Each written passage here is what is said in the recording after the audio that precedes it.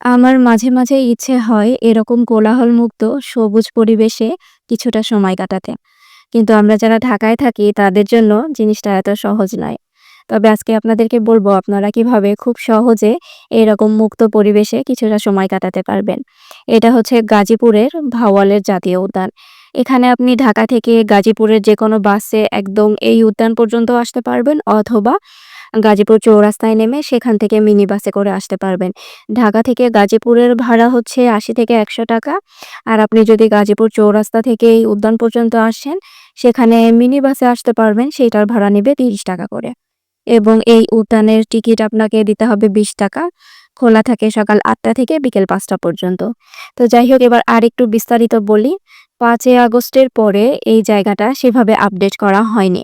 আর এখানে মানুষ মূলত শীতের সময়ে আসে। এখানে বিভিন্ন স্কুল, কলেজ থেকে পিকনিকে আসে। এছাড়াও অনেক ফ্যামিলিরা এখানে পিকনিক করতে যায়। এখানে কিছু পিকনিক করার মতো জায়গা আছে, সাথে কিছু কটেজ আছে, রেস্ট হাউস আছে যেগুলোতে আপনি থাকতে চাইলে আপনাকে বন বিভাগের অনুমতি নিয়ে আগে থেকে বুকিং দিতে হবে।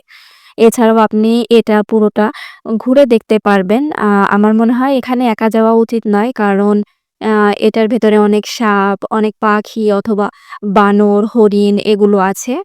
যদিও আমি রিসেন্ট গিয়েছিলাম এবং সেখানে যেয়ে শুনি এখন আর হরিণ নেই। তারপরেও বনের গহীনে থাকতে পারে।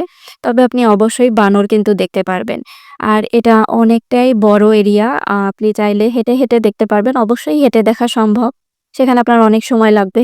আর আমাদের কাছে সময় ছিল না। এইজন্য আমরা রিক্সায় চড়ে ঘুরেছিলাম। তো রিক্সা ভাড়া নিয়েছিল ৳১৫০। যেহেতু রিক্সায় চড়ে ঘুরেছিলাম এইজন্য খুব একটা সুন্দর ক্লিপ নেওয়া হয়নি। তারপরও যতটুকু সম্ভব হয়েছে আপনাদের সাথে শেয়ার করছি।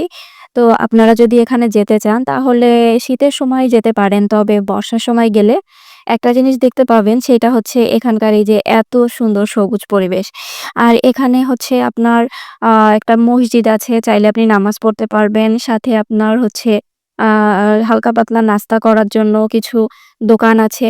তবে দুপুরে খাওয়ার জন্য সেরকম জায়গা নেই। তো এখানে আসলে মূলত ওই যে বললাম মানুষ পিকনিক করতে যায়। সেখানে যেয়ে আপনি রান্নাবান্না করে অথবা বাসা থেকে খাবার রান্না করে নিয়ে যেয়ে ফ্যামিলির সাথে অনেক সুন্দর একটা সময় কাটাতে পারেন।